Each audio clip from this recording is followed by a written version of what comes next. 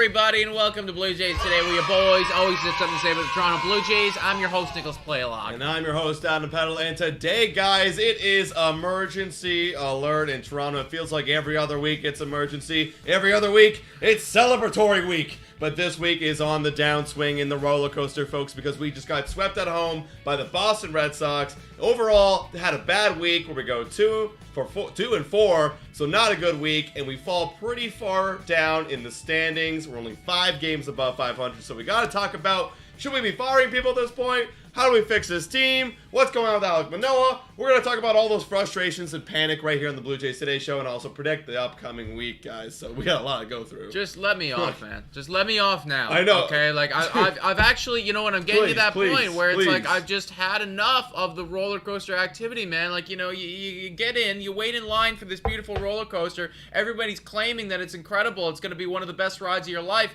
and then you get on it and it's shaky and it's wobbly and it's you know your seatbelt is not on properly. Dude, I don't know if you like, saw that roller coaster on Six Buzz they showed where it was like broken on the side. If y'all follow Six Buzz, like it was going around, it was like falling off. It was literally chipped in half. That's what it is, man. That's exactly what it is. I feel that way, and it's like, okay, you know what? We're at the halfway point. Like, let me off so I can puke already. Dude, and forget. I do want to vomit. It's consistent, man. It's every other week, like you were saying. It's like this week we're up and we feel like we've turned a corner and things are getting better, and this guy finally is turning around, and then the next week, you know, something else hits the fan, and everything goes back to the way it was. Dude, you know, a lot of people have been saying, like, this is baseball, folks. And look, I've been watching baseball for a little over a decade of my life consistently. And maybe this has been the most roller coaster season I've ever been on.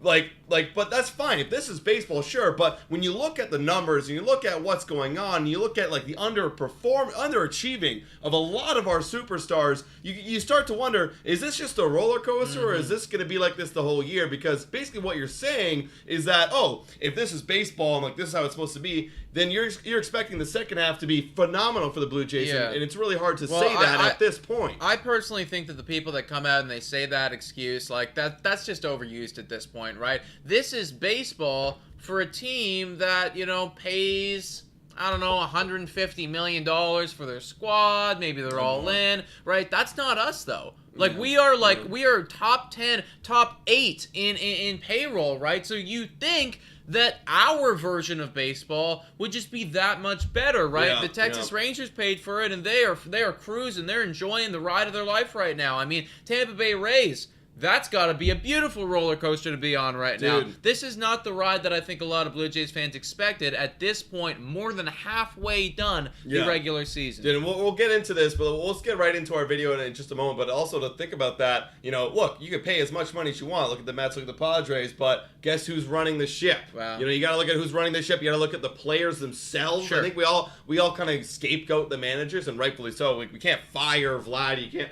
fire, anybody on this. Can't fire Varsho, right? So you got to blame somebody. So we're going to talk about that a little bit later. But why don't we get in and talk about this past series with Boston, bro? 100%, guys. Yeah, so this is obviously coming right after the Toronto Blue Jays got swept at home on Canada Day weekend, and that is effectively like the pinnacle of embarrassment for the Toronto Blue Jays. You know, not only are you at home, not only is that a division rival that is supposed to be worse than you, and that is worse than you in the standings, but it's on Canada Day weekend. So literally just everything, the perfect sandwich of crap that we had go wrong. And you also got, you know, some classic Toronto Blue Jays action where we're trying to rally late in the game, and then oopsies, a little bit of a base running mistake, just short. You know, haven't we seen this movie before? And social media reacted, everybody. It was not pretty. I imagine that a lot of you folks were some of the individuals who might have even been tweeting this out right now. Also, shout out to the 61 people in here, guys. If you haven't already done so, please smash the like button. We would really appreciate it.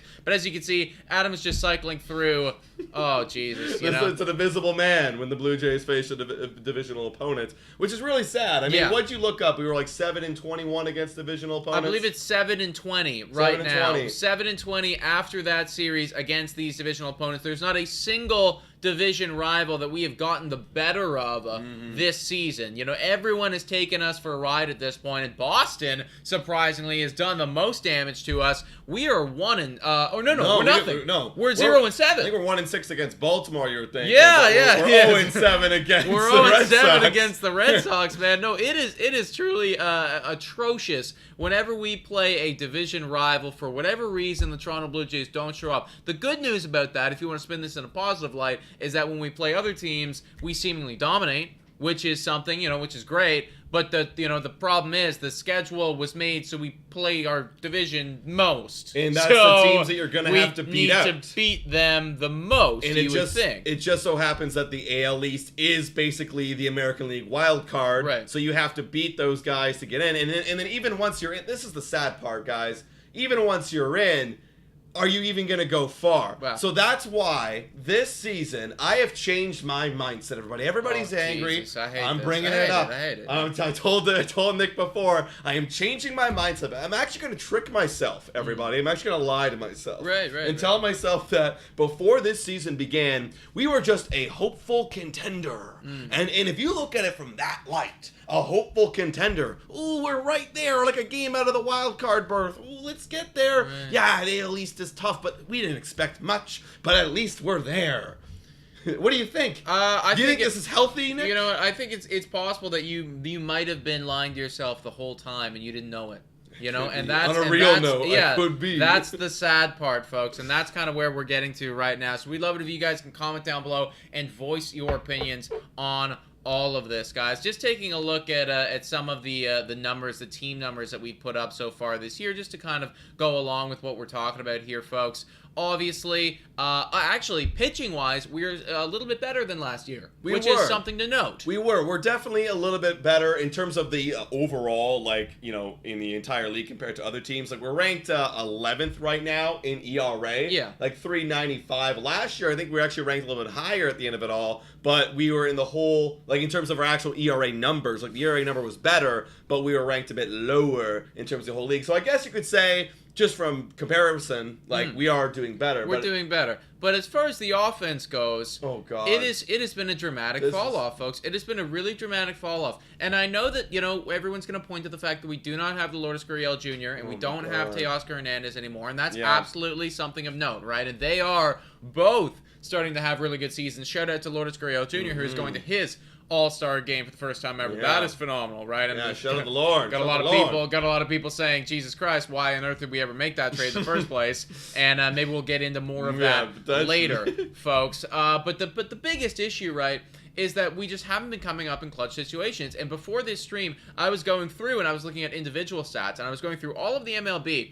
Not a single guy is in the top 30 for on-base percentage for the Toronto Blue Jays. Not a single guy, right? There's 30 teams in the MLB. We don't have a single guy that's in the top 30. You want an elite superstar, you probably want one guy in there. You want at least one. You want to be a winning team, you got to have two. You have 2 or 3, right? Yeah. I mean, we don't have a single guy right there. Our best guy is ranked 40th. When it comes to home runs, we're significantly down, right? We don't have a home we run team always anymore. used to be a squad that hit home runs. We just don't do that We're anymore. lying now to ourselves. This is the Guillermo Martinez way, where we slap singles and supposedly get on base, and we hit it the other way. We don't hit home runs anymore. No. That was the thing of the past. That's what really cursed us last year. That was apparently holding us back. That was holding us back, the number one offense. That held us back hitting home runs. Exactly. Let's slap it the other way. And we're just incapable of doing it, right? And if you go through, it's truly a saddening experience, folks. If you go through all the MLB statistics, you will see that there is very few Blue Jays up there in the upper echelon of guys. Which brings us to our next point, and that is talking about these coaches and talking about who's doing their job effectively and who is not, because we are now closing in on the All-Star break.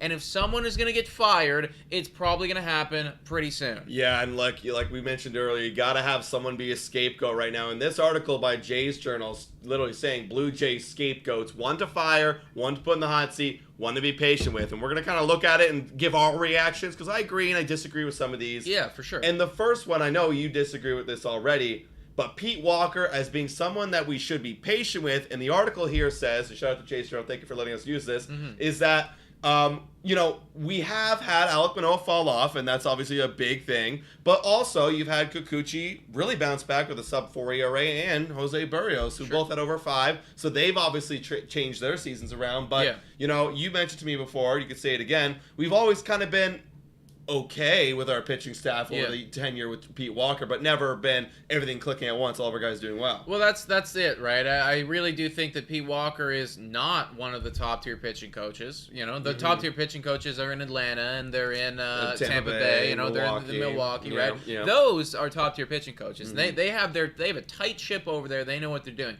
Pete Walker is not that guy. We've always been in a situation where we have 1 or 2 dudes who are doing very well, and then we cannot seem to, like, marry that for the entire rotation, right? And that's what we're seeing this year. I mean, hell, our supposed ace just, you know, struck out 10 guys in Double A, and we're going to get more into that later, so shout out to Alec Manoah.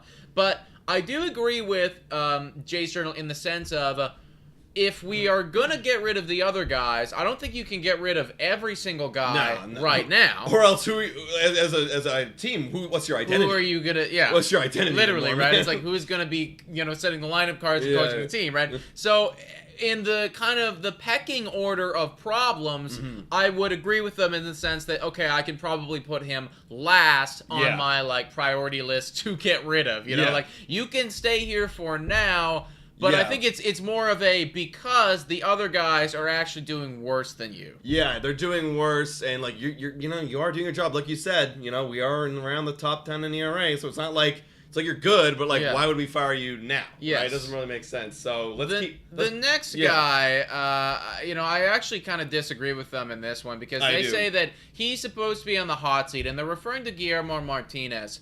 And I think if he's on the hot seat, then it's got to be like lava red, you know, like fiery hot, you know, like. This guy's been probably under the most fire, other than John Schneider. John Schneider is the obvious one. Yeah. But for those baseball nerds out there that look at the stats, like this guy's been the biggest cheese. Because if you were to ask you, what's the most annoying thing about the Blue Jays this year?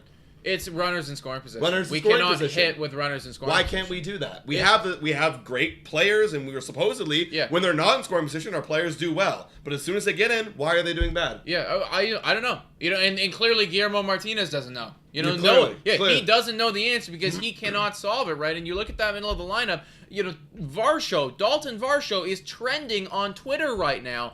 We don't even play today. He's trending on Twitter because Lourdes Gurriel Jr. is going to the All-Star game, and because everybody is so upset that we made that trade because he sucks offensively, guys. He is truly horrible, and that is a guy that regularly bats 4th, 5, or 6 for us. You know, Matt Chapman ever since May rolled around. Who are you? You know, like, just atrocious, right? Guerrero! Where are you, kid? You know, like, we need you, man. And that is supposed to be the guys that are driving in these runs. Why is it that these 3 names who walking into this season, you know, a lot of people were like, hey, we got big expectations. You know, Vlad could be back up in the MVP conversation. I think he was, like, top 5 dude if you wanted to bet on it for leading the league in RBIs. Yes. What a joke. Yes. You know what I mean? Like, it's like, that's not happening anymore, right? That's a problem. These are talented players, and Guillermo Martinez is not getting the most out of them. Exactly. As a hitting coach, like, haven't you've been here for like now 2 months seeing this problem. Like April was fine. May, June. You had 2 months to look at this and go, let's all just wait around. And this is what John Schneider said, and we'll get to John Schneider in a moment, where he's like, no, we just gotta, you know, keep rolling them out there. You know, we tried, and we'll get them tomorrow. And it's like, okay, like, that doesn't instill me as a fan with a lot of confidence. I know you're not doing the press conferences to instill me with confidence, but like instill your team, instill yourself with confidence. Like, what is your plan, bro? And Guillermo Martinez obviously doesn't do much press conferences, so I like to know what the hell's going on with him because clearly nothing is changing. We're still chasing. We're not making any adjustments. No one is getting word on what Guillermo Martinez is saying. So is it time to fire him? For me, he's not only in the hot seat. He's got to go. Yeah. He's got to go right now. I agree, man. And then also, too, you know, like with him, you got to marry John Schneider as well. And that is what this article finishes off by saying that, John Schneider could be careful because he might have 1 foot out the door. And, I mean, the easiest one to look at right now is, it's going to be the general manager, right? This is your ship. You are the captain of this thing. And it's not running the way that anybody anticipated. So is it, are you going to leave? potentially. There's also been a ton of comments in this chat, and recently I made a video about it, but Ross Atkins as well. What's going on there? We've spent money after, season after season. We're spending all of this money. If I am Rogers Communication Company, and I'm looking at how much money we're spending, and the fact that we are 5 games above 500, I'm looking at these results and I'm saying, man, like, you're not the guy to take us to the next level. This was supposed to be the window. Think about Ross Atkins when he was with the Cleveland Indians. Like, they rebuilt a team. They had, with Frankie Lindor there, but like they didn't have the winning team. You know what I mean? Like, I'm pretty sure, correct me if I'm wrong, Chad, but after they left, actually, I think after they left, when they came here, then they went on to a deep run and then they won. They came just short of a World Series in 2016, if I remember correctly. But during their tenure there, they were trying, but it took a really long time to get there. No, so I truly believe, like, the one thing that this article maybe doesn't encapsulate is that everyone should be on the hot seat right now. And if you do not write this season, yesterday, then somebody's gonna go for sure. Yeah, I mean, like, in the off season, I think I still don't think that Ross Atkins is gonna go. Because I think, like, he's got, like, one more. Like, then again, it's the whole conversation of they just extended him and Shapiro recently. Which was dumb. And they just extended him, like, not even a year ago. Yeah. Same with John Schneider. They just extended him, through this offseason. So, for me, I feel like they're going to ride another season. Guillermo Martinez is such an obvious fire. Like, that is, like, so clear-cut. I do think that's pretty clear-cut at this point, folks. Now, the one good news, because obviously this has been, like, massive negativity going on. The one good news is that Alec Manoah, in his first Double-A start, we were all kind of concerned because in Florida Complex League he got absolutely shelled, but in his first Double-A start, he looked pretty good, man. 5 innings, 1 earned run. Okay, I mean, 3 walks. I'd like, you'd like to lower that. But still, 10 strikeouts to go along with that. Very clearly, like, he was better than the other guys down there. And apparently, just from the reports that I was reading on Twitter and everything like that, he felt elated after the game, and like he was saying, like, I'm ready to be unleashed, like, I'm ready to go. So if you can be starting to get that confidence back, that's gonna be massive. That's what the big note was, is that he was confident, like Nick was just saying right there. And look, he had no confidence near the end right there, right? When he was with the Blue Jays, you saw him sweating, nervous. He looked unsure of himself. He didn't know. He was dancing around the strike zone. This does give me a bit more confidence, and I'm glad that gives him a ton of confidence. It gives me a bit more confidence. But like you mentioned, those 3 walks,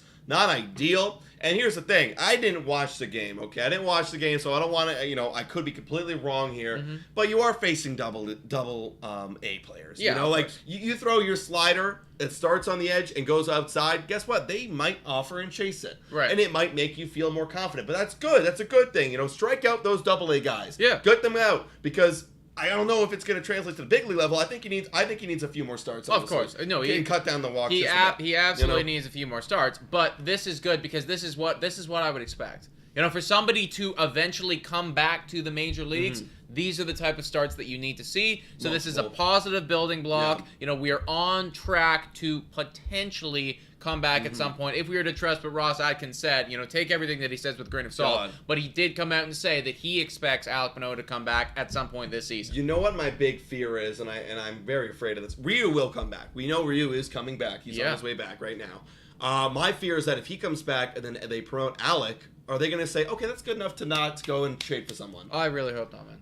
Because I got a gut feeling that that's going to be enough, and they're going to save the prospects, and they're going to be riding with that. Well, it's, again, it does really depend on, how you finish out before All-Star break, right? Like, if we're going, because we have a very easy week right here, folks. Like, we should dominate, you know what I mean? Like, before the show, we were talking about it. Adam was saying, like, 5-1 maybe, and I said, hey, lower expectations. If we want to really do something, would be phenomenal. Here, But like, if you're struggling going into this thing, then I think you do hold on to the prospects, because how can you possibly look at what we've done up until this point, this body of work, this resume, and think, hey, I'm going to shell off all these prospects to acquire a bunch of guys. This isn't the core. Let's all be honest, like you're saying, this core isn't. This isn't it. This is a down year. This year is not it for the core. It's not it. Like, can we all just like accept that and like be okay with that? And know that, like, you know what? Maybe this isn't the year. But I still have faith that maybe it could be next year. Right. They're still talented guys. Like, that's why they're getting overhyped. But all together, we're just not doing it, and that's okay. We'll get them next year, the core. You know, we'll get them next year. Let's try and make postseason. If we don't, damn, that sucks. We got to fire some people, and we'll be back at it next year. Yeah. But be okay with that, and don't buy in this year. Save the prospects for next year. That's really funny. You just did a full 180 because you started off that conversation by saying, I'm scared that they're not going to buy somebody. I know. And then you just talked yourself into being okay with it. Look, I'm going to come out with a video later about who we should buy because this isn't the year. It's going to come out a little bit. It's going to come out this Friday. But I think we should conservatively buy with like guys who are not even ranked in our top system. Like we're not buying Stroman. No. We're not buying Giolito. No. I don't think that's what this deadline's going to look like. Just again, based on the body of work. If they do want to do something like that, then okay. But you better make a deep run, right? Like that is literally the caveat here. It's like if you go and you do something like that, that's fine. But we do need to see the results. There's no more 2 wild card losses and then you're out. You That would actually be pathetic. Yes. That would be quite pathetic. Yeah. Actually, it'll be even more pathetic is you make those trades and then you don't even make postseason. Yeah, we can't go there, man. We did that in 2021. We cannot go back to that place, folks. Obviously, rough times in Blue Jays land. A quick recap of last week, because I don't want to spend too much time talking about how garbage last week was. Yeah, it was pretty bad. But we go 2-4. Obviously, the 3-game sweep against Boston was horrible. Positive note, we did beat a hot San Francisco Giants team. There we go. A hot San Francisco Giants team. That was good, right? I mean, and walking into that was the series that I was most concerned about. So it was nice that we did that. We did it, eh? And you know what? The offense, even though it was kind of garbage, there's some standout guys. Springer, he's back officially, guys. He had a solid week of 902 OPS. Bichette's being Bichette. Brandon Belt with those 2 bombs. He's looking good in the middle of that lineup. Everyone else can go figure it out. Witt has fallen off the face of the earth. That's really sad. Where's Varsho? Where's Chapman? Where's Vladdy? We're not going to care about that right now, but it's just the top head of the lineup that's doing it. And then, Kikuchi got blown up. Also, I did want, this isn't the J of the Week, but I did want to give a big shout out to one guy in our bullpen. Kind of underrated, because we didn't expect much of him this year. But Trevor Richards this week, he opened, gave 3 innings, and he came out of the bullpen 2 innings. Total line was 5 1/3 innings with 1 earned run and 9 strikeouts. Yeah, no, Trevor Richards has been what we need him to be in this time of need. So, credit where credit is due. Silver Fox is absolutely getting it done. I don't know how much longer I want to ride with this. Because eventually he's going to get tuckered out. And, we're already starting to see the wear and tear on Swanson and Romano, right? That's going to be a continuous thing, right? So I would like more starting pitchers, but you've done your job very well up until this point. Now it's time to get him some reinforcements. All right, so why don't we talk about the best player of the week? Did I tell you of it before? No, actually, I have no idea who you picked. So cool. It is now time for the J of the Week. Alright, J of the Week. I figured, look, this guy's trying his best out here, folks. He's had J of the Week before. Yeah, in his starts, he didn't record any wins, but he went twice, and he dominated, but we couldn't get him to win. And that J of the Week is Kevin Gausman right now. Just, he's doing his best. Oh, wow. Battery is dying there, folks. You'll see on the screen the battery's dying, so I might need to make a swap after the segment here. Total side note, our charger got messed up. But, some tech issues of some kind. But Kevin Gausman, 11 innings, 3 earned runs. That's an ERA, I think, of 250, 19 strikeouts, 2 walks, 8 hits. He's doing literally everything that's possible to get it done. But, no, I completely agree, dude. Kevin Gausman has been an absolute phenom the entire time.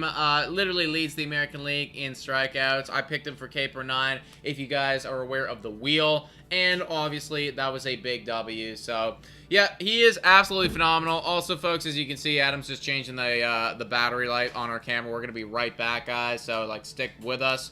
The charging cable just died out on us literally yesterday. So, here we are, and we're back right now. So, sweet.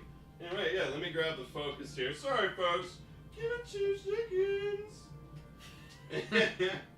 Our camera is like the Blue Jays. Unreliable.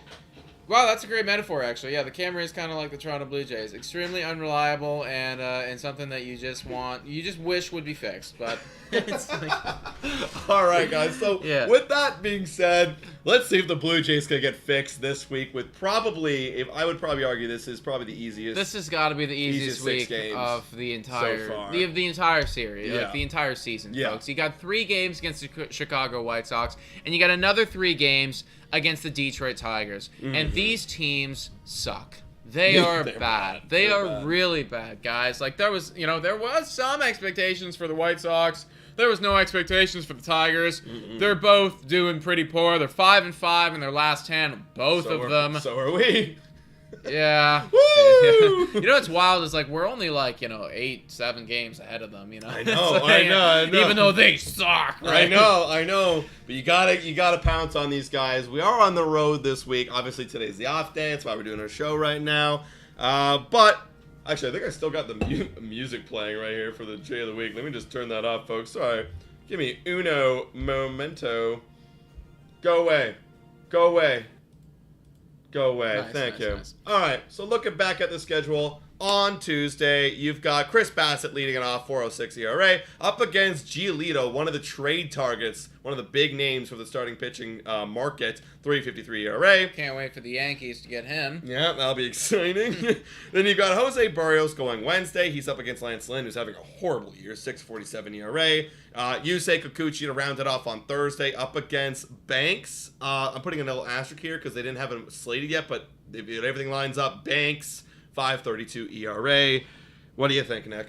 You know what? Like, again, like, I do think we're gonna win this thing. I'm gonna go out on a limb and say that we take all 3 on the road here. All right. Obviously, this stream has been a big negative one, but this is kind of like my last optimistic week. I think. Like, this is my last optimistic week. It is. If we go out and we're playing, middling baseball and just not doing good, for the rest of this year, you are going to see my predictions reflect that. Yeah. This is the last week where I am going to trust and hope that something turns around. So we win 3 in Chicago. That's pretty bold. I mean, I'll go conservative and say we win 2. I think we can do it. Like, if we don't win 2, like, all right, like, actually fire Guillermo Martinez at this point. Like, what are we waiting for? And also, what is going on with Chris Bassett right now? Like, why is that ERA inflated to over 4? Yeah, remember he went through that tough stretch. He did bounce back. Did have a decent one. 6 innings, no earned runs last time out. So, okay, you know what? We'll take that. We will definitely take that. So we'll see. We'll see if he's on the up and up. But Burris and Kikuchi have been pretty solid lately. Then on Friday, we go over to Detroit against the Tigers. We've got Kevin Gausman back on the mound. We're going to have 0 runs for him versus the Penn Day versus the Detroit Tigers. So I swear to God, if we don't win. Yeah. That sounds like a classic Blue Jays lose that game. Yeah, literally. Yeah. And then we've got our own Penn game. So Saturday, I don't know if we get anybody by this point, but hopefully we do, versus Manning, 4.84 ERA. And then we've got Chris Bassett to round it out on Sunday versus Skubal, who's actually making his first start today or tomorrow or something. Oh, wow. So I really don't know what he's going to have in store. Okay. Wow. Jeez. I mean, yeah, I don't know. 2, we win 2. We go 5-1. Hey, you were talking me out of going 5-1. Well, no, I mean, like, I was always thinking, like, I was just going to say that because I really do. I want it to be the case, right? And I feel like that's what needs to happen for me to walk into the All-Star break and go, okay, we're 50-41, because that's what our record would be at that point. That is still a good enough. That's a good enough record to say we can buy. Yeah, 100%, we can 100%. Now buy, right? But if you go 3-3, it's a difference of only 2 or 3 games. Yeah. But it actually feels like a massive swing. Yeah. Right. It really feels like a massive swing. So I'm just hoping to God that we make it happen. I'm gonna say we go 5-1 this week. And we turn the season around. I'm going to give a boring 4-2, even though boring should be standard. Right. That should be the floor for teams like this in the Toronto Blue Jays. But you know what? I really think the floor is 3-3 this week. Oh, I know that, dude. I think last week we said like we could go 4-2. We should at least go 3-3. And we went 2-4. Yeah. So you did just wait, buddy. You don't know what the floor is yet.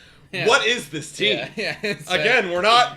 This isn't the year. Yeah. So let's just keep saying it, so that when we get to maybe the postseason, we're like, "Wow, I didn't see that coming." Yeah. We'll be much more happier. Well, it will be if we go 5-1, and next week's Blue Jays Today show will be a freaking riot if we do, everybody. So stay tuned for that. Now, guys, it is time to give a massive shout out to the sponsor of our next segment. Whoa! Time for your daily Betway breather. A quick reminder that the best place to bet is on Betway. Must be 19 years of age or older to play. In collaboration with iGaming Ontario, please bet responsibly. Now, back to the content. Fortune, baseball, colorful, future determining, stat analyzing, and it's a wheel that we spin every week. It is, in fact, a wheel that we spoon every week, and I feel like that was a pretty even week that we had last week, eh? It was. We literally split it 1-1. We tied one category. We had. This is old text for sure. This is definitely not the text. Wow, That's weird. That's old text. But I don't know how that happened. Weird. But anyways, but we did have for runs. We had George Springer. And we had Bo Bichette. Springer won that one. And then ERA, K per 9 actually came really close. You picked Gosman, who had 15.5 Ks per 9. Kikuchi actually got destroyed, but got 14.5. Wow. So that was really close. Wow. Just really the eliteness of Kevin Gosman got it done for me. Over more frames. He had 11 frames, and Kikuchi was just 4 1/3. And then it was home runs, me and you, Springer. We tied. Springer and Vladdy. So now it's my week. Now it's time. All right, everybody. Let's spin this wheel and see if Adam can start the slow claw back into the season, man. Come on, guys. What are we gonna give me K per 9? I'm not gonna get it. Oh no, I am. Oh yeah, let's go. All right, it's a lock, guys. You know where I'm going. That's a pretty easy one, man. But you know what? It always seems to work this way. Whenever it's you pick something, it doesn't work. Wrong. So I'm actually feeling pretty confident. I mean, I will. You toss in Kevin Gosman for yourself. Absolutely. It feels like a pretty easy lock to have to go Kikuchi here, Kikuchi does get the Ks, man. He does get a few strikeouts, so I'm going to go Yusei Kikuchi, and maybe he's going to ball out this week, man. He very well could, bro. He's up against the freaking White Sox, so they've got a lot of swing and miss in their game. All right, next category. All right. What are we going to get? Oh, that one felt good, everyone. That one felt good. This is the Blue Jay swing I need. And it's going to be ERA starters. Wow. Well, you know where I'm going again. Gonna double dip on Kevin Gosman. You gotta, bro. I gotta take 2, man. Yeah, that does seem reasonable. If he has a bad start, I am going to. You're toasted. I'm toast, but I have to, bro. I have to. Okay, yeah, that's obviously the smart thing to do. And Barrios last week, was he good he at was baseball last week? Decent. I didn't even pick up his stats because they were kind of mid, but everyone's going to have easy matchups and whatnot. Yeah. Everyone's going to have good stuff. Bass had a solid week. Uchi had a bad week. Pick your poison. Which one are you going to pick? Interesting. Pogger saying Bassett. Yeah, I don't want to do Bassett because he's got 2 starts, and because he's been kind of inconsistent, I'd rather go in on a guy that's only got 1 start. So it's either Kikuchi or Barrios for me. So I'm just gonna flip a coin really quick. Heads is gonna be Kikuchi. Hey Siri, flip a coin. It is tails, so I will go Barrios. There we go. Let the coin decide. All Hell right. yeah. Last one. Here we go. You're picking. You are picking right here, Nick. You are picking. Alright, what are we gonna get? What do we got? Give me bonus. Nope, it's gonna go past it, and it's gonna be K batters. I like this one. For the batters. Yeah, this is a good one to go second on because there's a lot of good options here. They all kind of suck. Yeah, last week we had Bo with 7, Belt with 11. That's actually a solid one. Oh my god. Springer had 6, Chapman had 8, so I feel like there's 2 pretty obvious ones. Yep. Wow, Brandon Belt with 11. Yeah. Holy moly. Well, I'll go Brandon Belt then, I guess. I'll go Brandon Belt. You know where I'm gonna go. Yep. Varsho also had 8 too. Varsho's also pretty bad. Yeah, I was actually thinking about Varsho, man. Who should I go? Who's gonna strike out more, guys? Chappie. I don't know. Honestly, it could be Chappie or Varsho. Who do I trust to strike out more? Who had a better week offensively?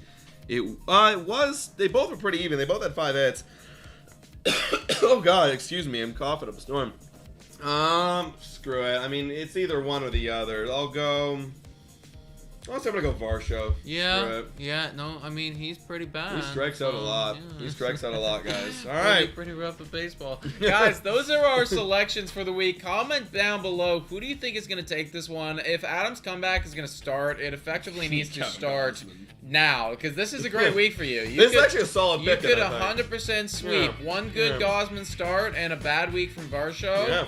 Then you're, I'm back. that's one. 10 back? 10 back. 10 back? Yo, it's Blue Jays, man. I feel like I am the Blue Jays, and you're the Tampa Bay Rays, Wow. and I'm coming. I'm Okay, coming, well, guys. I'll be honest, man. I don't think we're catching Tampa Bay anytime soon. But Wow. I don't know. Yes, we are. Let us know in the comments down below, guys, your thoughts on everything that's going on in the Toronto Blue Jays, the season as a whole, what they need to do to kind of turn it around. I know that there's still 5 games above 500, so it's not all dead in the water yet. Yeah. But if they want to get themselves back into this thing, it almost feels like now or never. It's now or never, and we got a whole reassessment.